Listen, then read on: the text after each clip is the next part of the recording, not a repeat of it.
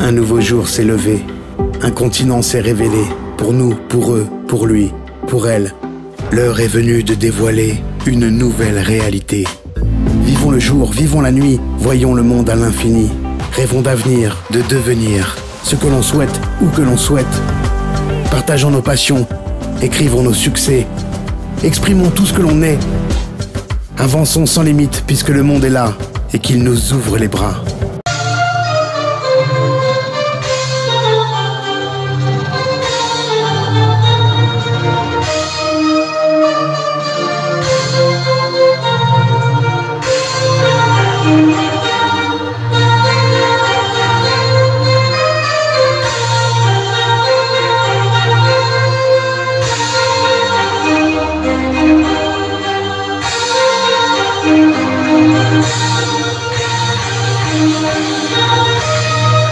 di jëdal si nuyoo ki nga xamante ne tey moo fi teewal président de la république di sous-préfet Sow au nom de sous-préfet Sall empêché di nuyu kilifa diine yi fi toog di nuyu waa conseil départemental maire di beral nuyoo sincèrement ñi nga xamante ñoo waral tey lépp tey muy ICS Indorama ñu leen di ñaan ngeen tàccu leen bu baax.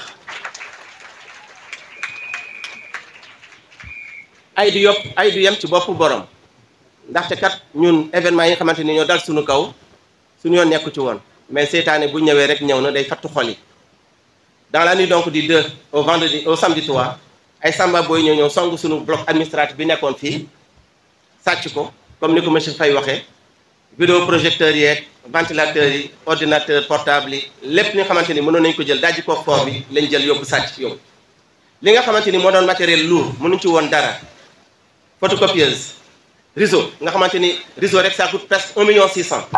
Nous avons eu matériel, ils ont mis le feu, talco. Les forces de l'ordre étaient débordées, on n'a pas eu de soutien malheureusement à temps.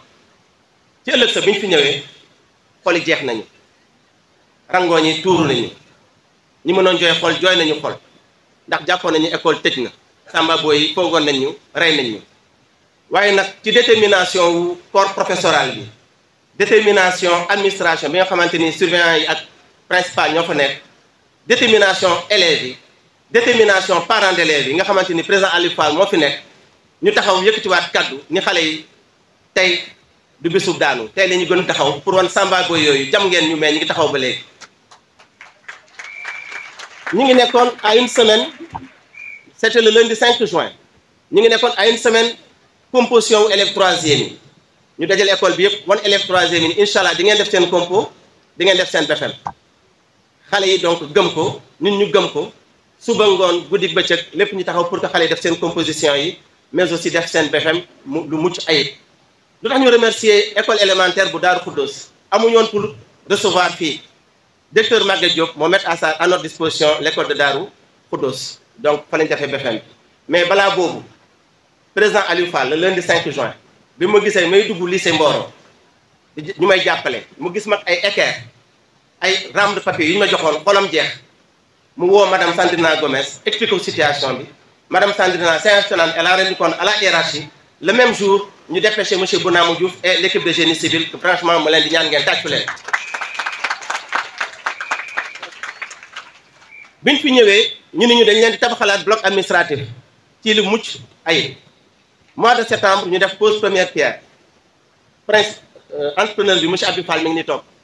ñu ne ko septembre ba fin décembre incha allah war nga livrer les locaux là il a respecté les délais ñu ngi ko si ñaanal yàlla ko yàlla fa cat mais fi ak mu egg donc ICS li ñu defal am nañu cant fu mu commencé mais amul fu mu yem ndaxte kat ñëpp foogoon nañu Daaru Khoudoss tëj na amoon nañu 92% de réussite dañu ñaan yàlla ñu gën ko yokk ren je parle sous le contrôle de l'inspecteur Diabaté. Taux de redoublement à l'interne amoon nañu moins de 10% mais bu doon saga ren du ñu am sax 5% de redoublement parce que kat lépp li war tax xale yi réussir macha allah mi ngi fi personnel bi guddeeg bëccëg ñu ngi fi il nous arrive de passer la journée pendant des jours et des jours à l'école pour que les élèves soient dans les conditions meilleures de travail donc élèves yi li ñu leen di laaj mooy yar ak teggin incha allah réussite bi dina ñëw maa ngi jégalu si kàddu yu xaw na gudd ñi ma doon remercier wax naa ko léegi si discours bi yàlla moo am fay yàlla leen yàlla fay. yàlla na seen Daaru Khoudoss jëm ci kanam jërë ngeen jëf. waaw ki doon wax léegi nag mooy Baba Niang serviteur ñami ma principal je suis le serviteur de toute la communauté éducative merci beaucoup. Cheikh Ahmed Tidiane Sow, qui est un ami et dont l'éducation l'intéresse beaucoup. Et on a eu à détailler, à parler sur beaucoup de choses concernant des projets qui concernent notre cher département et notre arrondissement. Donc nous ne faisons que vous encourager et vous demander de continuer dans cette belle initiative et demande encore à Mme Sandra de nous appuyer le conseil départemental pour continuer à construire des blocs administratifs, des salles de classe. On ne fait que vous encourager et merci, un grand merci au DG des ICS. Parce que Mandela disait que la seule arme pour développer un pays, c'est l'éducation. Et vous le comprenez, Madame Sandra, merci beaucoup. Merci à toutes les autorités ici présentes. Le conseil départemental vous remercie. Nous voulons remercier le sous-préfet, le maire de Darou Khoudoss, le représentant de l'EF, l'autorité de chef du village, président APE Moussa Fall, ak ñi fi daje ñep imam bi tam duñ ko faté parce que ñom ñoy ñaan pour mbir mi di soti di wax ni ICS Indorama lim fi def action yu am solo la parce que conseil départemental ñun il y a de cela 3 mois rek Ndiassane sen bloc administratif dañu demone inaugurer bu ndomor paré na mais defaru gunu inauguration bi kër mbir ndaw defar nañ ko ba paré yag na donc ñun ci dynamique bobu lañ inscrire pour di defal ay bloc administratif parce que loolu nag sañ-sañ la bu collectivité territoriale yi nga xamante ni au niveau central dañ ko jox conseil départemental mu ne suñu sañ-sañ di defar ay salle de classe conseil départemental di ko defar si commune yi di ko defar aussi si fépp foo xamante ni tey lycée am na fa wala CM si département bu Tivaouane su amee partenaire bu mel ne Indorama ICS ñëw nag diñu jàppale si loolu tabaxal nu bloc administratif bu rafet bi mu ci ayib bi ah dañuy wax ni jërëjëf ICS jërëjëf madame Sandra bi nga xamante ni moo leen fi représenté parce que bu ñuy wax responsabilité sociétale des entreprises kat defe naa ne loolu day nekk sañ-sañ yi nga xamante ni li naa intervention communautaire di jëfal sa gox jëf bu am solo loolu li koy njukkeel téye ko mooy développement communautaire te sa ngeen ne loolu nag dañuy ñaan mu sax parce que bu loolu amee rek buñ boolee intervention communautaire ak développement communautaire loolu la muy jur mooy le développement durable te réew mi foofu la toll kon nan ñaan yàlla développement durable boobu ni mu saxee si arrondissement Meouane mu sax si Sénégal yàlla defal nu jàmm di sant ñëpp di remercier ñëpp wasalaam. Monsieur le sous-préfet de l'arrondissement de Meouane, Monsieur le représentant de la présidente du conseil départemental de Tivaouane, Monsieur le maire de la commune de Darou Khoudoss ou son représentant, Madame la directrice du département du développement durable et de la communication des ICS Indorama, Messieurs les chefs de village, Monsieur le principal du CM de Darou Khoudoss, Messieurs les chefs d'établissement, Mesdames, Messieurs les professeurs, Mesdames, Messieurs les personnels de l'administration, Monsieur le Président de l'APE, Messieurs les autorités religieuses, je vous nomme les imams, chers parents d'élèves, chers élèves, distingués invités, parmi eux mes collègues inspecteurs Nyom à ma droite et inspecteur Mbenga à ma gauche. Chers parents d'élèves, chers élèves, en vos rangs, grades et titres respectifs, permettez-moi de vous transmettre les salutations distinguées de l'IEF de Tivaouane, M. Amadou Dia, empêché. C'est à son nom que je voudrais exprimer notre gratitude à l'endroit des industries chimiques du Sénégal pour cette belle réalisation au profit du CEM de Darou Khoudoss. Ce bloc administratif vient s'ajouter aux 20 salles de classe construites et équipées. Ensuite, 10 blocs administratifs pour cette année. Ces actions nobles traduisent expressément la volonté manifeste d'assumer pleinement la responsabilité sociétale d'entreprise, mais témoignent également que les ICS érigent le secteur de l'éducation au premier rang de ses priorités. Il est évident que si cette dynamique se poursuit d'ici quelques années, vos infrastructures se compteront à l'appel. Madame la directrice du département, du développement durable et de la communication des ICS Indorama.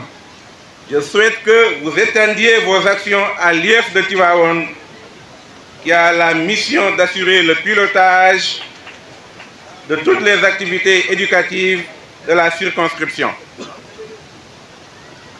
Par conséquent, une dotation en matériel de bureau, ordinateur, imprimante, photocopieuse et chaises, en logistique, parce que nous avons besoin de véhicules. Nous avons 2 vieilles véhicules et ça ne facilite pas nos déplacements.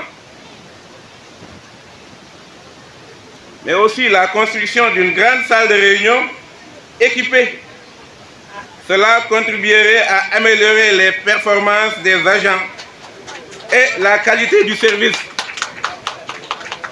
Je me rappelle, madame, d'avoir assisté à une rencontre entre vous et l'IEF, où cette expression de besoin vous a été soumise. J'espère que c'est bien noté, madame. Bonjour à tous, chers autorités, chers invités, chers professeurs, chers élèves, merci de me recevoir. J'ai aujourd'hui l'intime honneur de partager la parole en tant que président du gouvernement scolaire pour traduire devant cette auguste assemblée la gratitude de tous les élèves du collège. Plus grand ne saurait être notre joie en ce jour d'assister à l'inauguration de ce doyen. Nous sommes très heureux pour notre administration, notre professeur, nous-mêmes élèves et pour notre ville d'Darou Khoudoss. À l'endroit des ICS, j'adresse nos sincères remerciements. Vous avez été prompt à réagir pour nous sortir en si peu de temps cette belle bâtisse. Nos remerciements vont également à l'endroit de ceux qui, de loin ou de près, ont contribué à soulager notre peine. Je voudrais faire cette invite à mes camarades d'élèves. C'est à nous de protéger et d'entretenir notre établissement pour reconstruire toute l'école. Ce sont décrits sur les murs et sur les tables. Ce sont des jetés des ordures par terre. Je ne saurais terminer sans formuler des prières pour que ce que nous réunit. Aujourd'hui, l'inauguration ne soit ni la première ni la dernière. Merci de votre aimable attention. gàtt ci li ma wax mooy diggante ñi seq mbir mi tey dañuy defar ay doomu aadama muy jàng ak liggéey te bokk naa tey jii ci ñi nga xam ne mën nañoo wax ni diggante jàng mi ngeen yor yéen jàngalekat ak liggéey bi ICS yor am nañ benn produit tey jii bu taxaw seen kanam boo xam ne ñaar ñooñu ñoo ko seq formé kon jàpp nañ ni lu jar a sant yàlla la ndaxte ñi bokk teen ñooy laxasoo ay goj waaye ku ci nekk li nga warloo ci société bi boo ko taxawee boo ko defaree di nga mën a produire ay moosal yu bare yal leen ci yàlla jàppale. donc damay sant d'abord ñi nga xam ni ñoo ŋànk njàngale mi te am ñu ma fi xamee ñu nekk ay jàmbaar parce que yàgg naa ñëw ci seen du ma cité ñu bari mais monsieur Boiro rek laa ci jël comme exemple bu représenté ñeneen ñi nekk ci ginnaaw ñëpp mu nekk ay jàmbaar yoo xam ni chaque fois rek boo ñëwee fekk ñu nekk jàmbaar lépp nekk seen bëgg jàng ak bëgg xale nekk seen sacerdoce ñu ngi ci nekk bu dégg bëccëg kon ñun parents d'élèves yi ñun élèves yi ñun seen anciens élèves yi ñu ngi leen di sant leen gërëm di leen ñaanal yàlla li ci def nekk ICS je crois que li ICS di def nii ba doon 5 ans ci ginnaaw ñu ngi ko doon def ba tey ji nekk juróomi atam kon tey dina nekk loo xam ne boo nee ICS population bi ñooy daw song ko uuf ko yanu ko fóon ko parce que seen bijou lay doon seen yëfu bopp lay doon mais pour man il n'est jamais trop tard de commencer li ñu commencé ni dañ leen di ñaanal yàlla ñu continuer ci lancer boobu bu population yi gën cee gis seen bopp di ñaax rek di wax ni lii bu ñu ko defaree fii tey jii dafa war a nekk loo xam ni luy pousser njàngalekat yi luy pousser administration bi la pour ñu mën a def ce qu'on appelle la culture de l'excellence c'est-à-dire que meilleurs élèves du département war di mën a génn dans le CM dem lycée continuellement di génn ci lycée bi aussi nekk dans les meilleurs CM du meilleurs élèves du département et même les meilleurs élèves de la région man ngeen ko am ngeen compétence yi am ngeen moyen aujourd'hui am ngeen cadre bi kon yàlla man nañu yaakaar ne ci kanam di ngeen ci góorgóorlu ko résultat yooyu am di sant ñëpp di gërëm ñëpp di wax ni daal ah ICS la ñu yàlla booleel nu ñu jàppalante pour que li nga xam ne moom lañ ci mëbët tañ man ko ñu jëm góorgóorlu ci ba yàlla defal ñu ko muy le bien-être de toutes les populations yàlla mën na ndax nag yàggul dara ñu ngi woon ci jeunesse bi semaine passée ñu ngi woon ci santé bi au niveau du dispensaire tey ñu ngi ci école bi ci éducation bi kon jàpp naa ne bu ñu jàppee jeunesse sport éducation santé di ci yëngatu bu yàggee population bi dañ sentir ni ICS kat seen diggante ak moom ñu ngi ci def seen kamtalaay kàttan yàlla rek moo mën lépp te def ko kon nag ñoom li ñu mën buñ ci kurti di góorgóorlu ñun dañ leen war a encouragé jàppale leen jàmmal leen ba nga xam ne lii seen objectif ëllëg ñu mën koy continuer di ko def ñun ñëpp ñu gis seen bopp ñoo ngi sant ñëpp di gërëm ñëpp bala may pare dafa am ku ma dey léegi ni que je parle un peu de la route principale cette vieille doléance que j'avais soumise la dernière fois au niveau du centre de santé quand on parle de santé c'est devenu quand même primordial donc cette route madame Sandrina aidez-nous à la réfectionner ou à l'arroser au matin pour que l'émanation de la poussière puisse s'arrêter au moins le temps que l'on puisse le reprendre à 100%.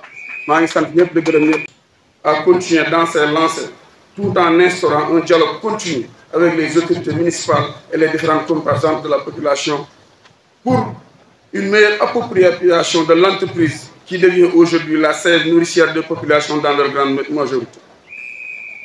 Donc, à mon nom propre, je dis un grand merci à ces deux entités qui m'ont forgé.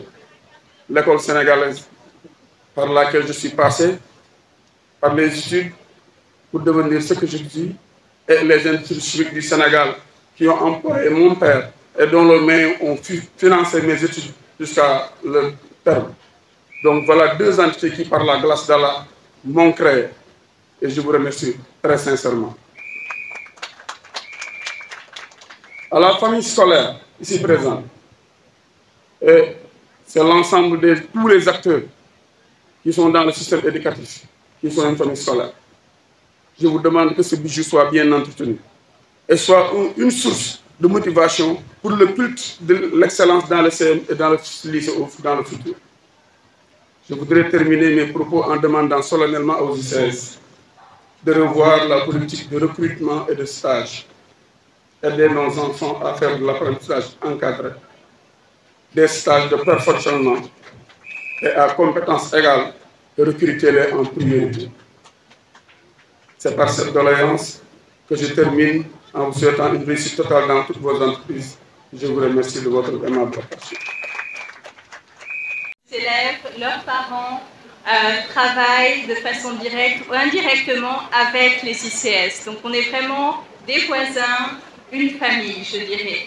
Car les ICS sont effectivement le poumon économique du département. Donc on est ensemble, je dirais. Les ICS sont le partenaire privé qui contribue le plus au développement local, que ce soit à travers l'emploi, les prestations de services ou les prestataires locaux ont la préférence, effectivement. Et notre programme RSE, on le construit avec vous, on le construit avec les communautés, car en début d'année, nous allons à la rencontre des communautés, on organise des rencontres de dialogue dans les différents villages, avec les différentes autorités. L'objectif étant de comprendre quelles sont les priorités, parce que des besoins, ils sont immenses, effectivement. Mais qu'est-ce qui peut impacter durablement, en fait, le développement au niveau de l'arrondissement? Et ceci dans les secteurs qui sont en accord avec les valeurs, les principes pour la RSE, pour le groupe Indorama ICS, dans le secteur de l'éducation, la santé, le social et surtout le développement communautaire. Alors pour soutenir effectivement la RSE, nous avons un engagement communautaire qui se veut constant et transparent. Nous communiquons sur ce qui est fait parce que c'est fait au profit des communautés. Et ça se traduit donc par des projets concrets qui sont visibles, qui sont tangibles. Par exemple, pour l'éducation, quelques exemples ces derniers mois, ça a été par exemple la rénovation des salles de classe du lycée de Mboro, également du CDI. Pour les écoles primaires, effectivement, ça a été mentionné, la construction de 20 salles de classe dans les différents villages de l'arrondissement, que ce soit Ndomor, Cœur-Norpal, Cœur-Alégué, entre autres.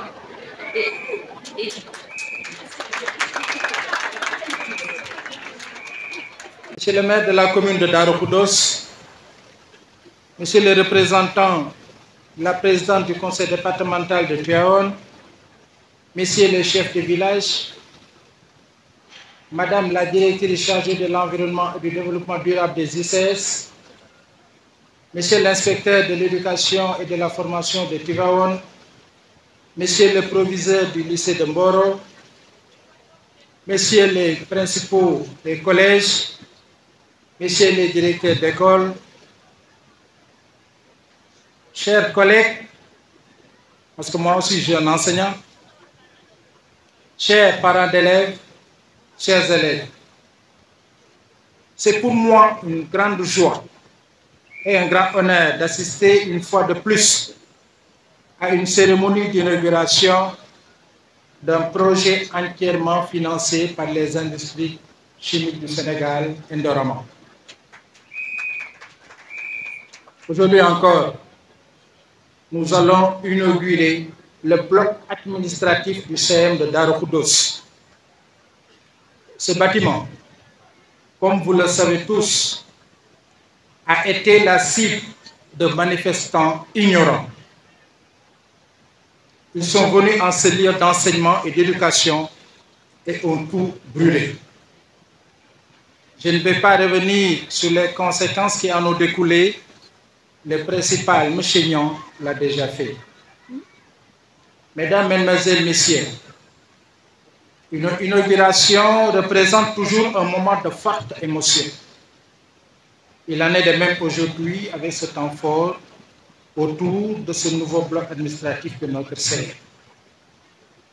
Cet édifice flambant neuf a pour composante un bureau pour le principal, un pour la surveillante générale, un pour les autres surveillants, une salle des professeurs, une salle informatique, un réfectoire et un bloc sanitaire. Avec cette réalisation, les industries du chimique du Sénégal concrétisent la volonté d'œuvrer à l'épanouissement de l'équipe pédagogique, car elles considèrent l'enseignement, l'éducation comme une priorité, en veillant à donner les moyens aux enseignants d'accomplir leur mission dans d'excellentes conditions. Ce ne sont pas les enseignants et les parents d'élèves qui me contrediront à ce sujet.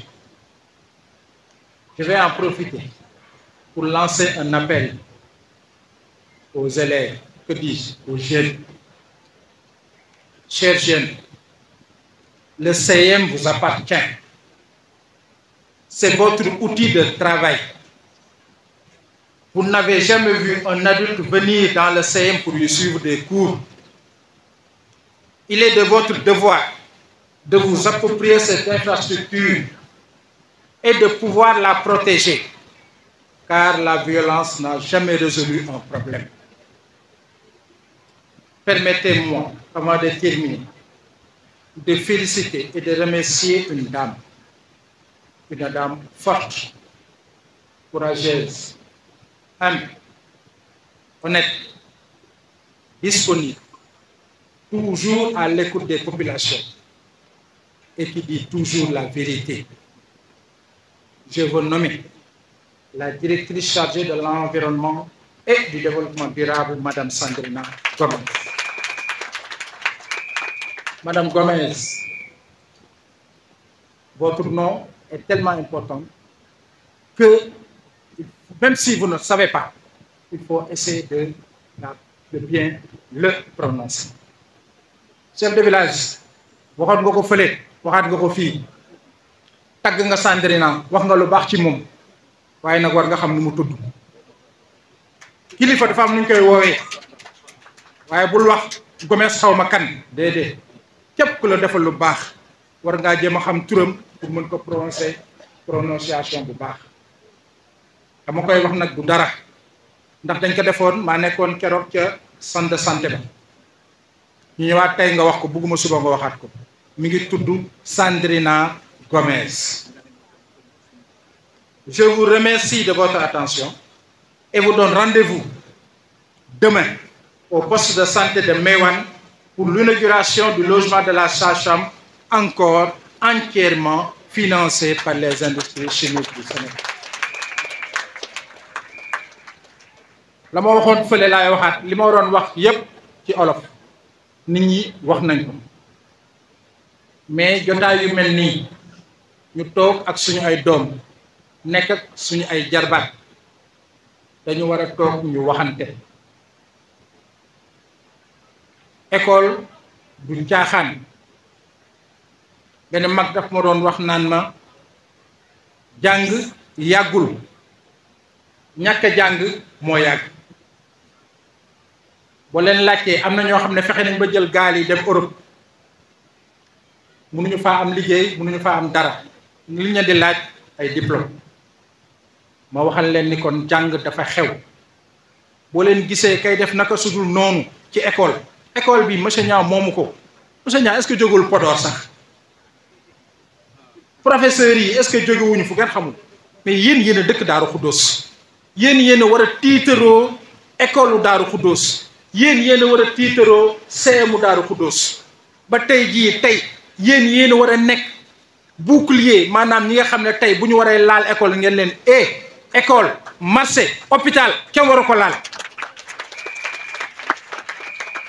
ndax ñetti yooyu kese moom la ñëpp di daje. marché borom barke dana fa dem ku amul dara dana fa dem ku nekk diggu doomu dana fa dem par force nag. dispensaire borom barke dana fa dem ku amul dara dana fa dem ku am dara dana fa dem. école it la même chose donc on a dit que ce sont les trois seuls endroits que toutes les composantes de la société se retrouvent. C'est l'école, c'est le dispensaire et c'est le marché. Donc loo xam ne ñëpp a ko bokk nag ñun ñëpp a ko war a defar. ma wax leen nag état yéen la état ñun la ICS mënul def lu état deful fii ci Daaru Xuddoos mënu la ne donc ngeen xam ne état yéen la état ñun la Daaru Xuddoos nag yéen a koy defar keneen du ko defar ICS sax mënul defar Daaru Xuddoos il faut que nit ñi jóg ku ci nekk xam lan nga mën a indi sa société nga jóg defal ko sa société bu kenn nit ñi ku xaar kenn mu defaral la sa kër du set. loolu laa amoon ci li ma leen di wax di leen sant di nuyu nag ngeen may ma loolu dafa am benn vieux bu ma gis fii te defe naa ne ça fait lu mat ñaar fukki at gisuma ko te bi ma koy xam defe naa fukki at laa am te tey jii def naa am naa juróom fukki ak lu tegu kon yàgg na ñu naan ko Fall Apro ba ma koy xam nag mu nekkoon ko am kàttan ndax maa ngi ko xamee kër ñoom Bekaay Mbay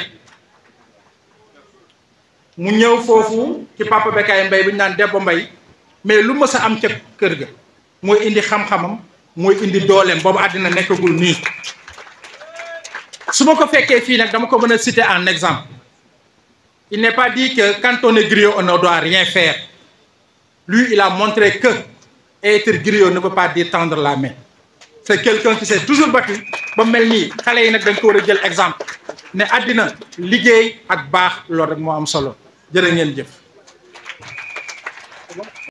maa ngi tudd Béatrice Régina Ndong maa ngi ci classe 5e A ci CM Daaru Xuddoos. Je trouve que c'est très formidable li ñu def dafa am solo.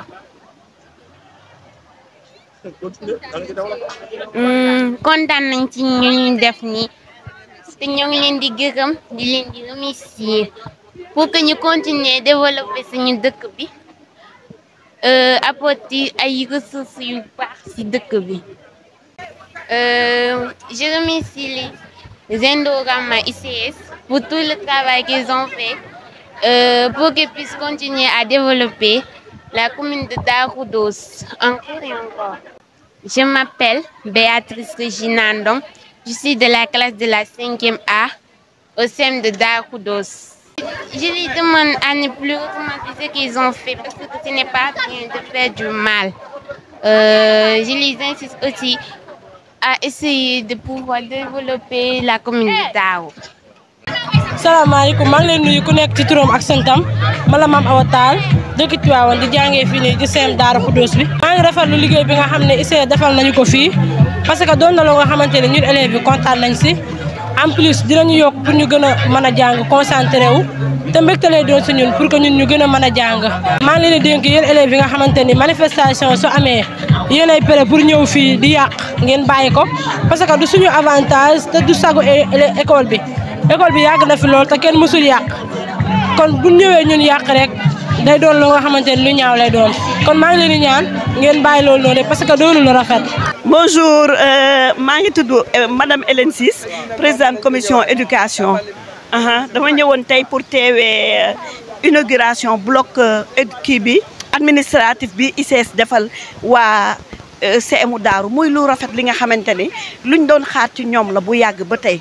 Vraiment comme ni ko monsieur le maire Mor Fall waxee damay wax ne c'est venu à son heure parce que waroon na fee yàgg am bu fekkente ne woon les années de présence yi ICS nekk si biir commune bii lii teeloon na fi am tey wax dëgg yàlla tey du ma wax ni seen classement lay wax ci ITE bi nga xamante ni daan nañ ko jël daanaka mën naa ne tey jii mënoon nañu jël 5e au niveau national. mais loolu ci yar bi la rek ak waajur yi ñooy war a jéem a dem rek ñaaxaat seen doom yi sensibiliser te mu amaat aussi au niveau des écoles benn comité de veille bi nga xam ni dina veiller si lii parce que buñ ko tabaxee ba mu rafet dañ ko war a saytu ba bu ëllëgee ñi ko maye buñ ko fekkee fii ñu gën a sawar mayewaat leneen. maa ngi jaajëfal ñëpp di gërëm ñëpp voilà di rafetlu aussi cérémonie bi. Un nouveau jour s'est levé, un continent s'est révélé. Pour nous, pour eux, pour lui, pour elle, l'heure est venue de dévoiler une nouvelle réalité. Vivons le jour, vivons la nuit, voyons le monde à l'infini. Rêvons d'avenir, de devenir ce que l'on souhaite, où que l'on souhaite. Partageons nos passions, écrivons nos succès, exprimons tout ce que l'on est. Avançons sans limite puisque le monde est là et qu'il nous ouvre les bras.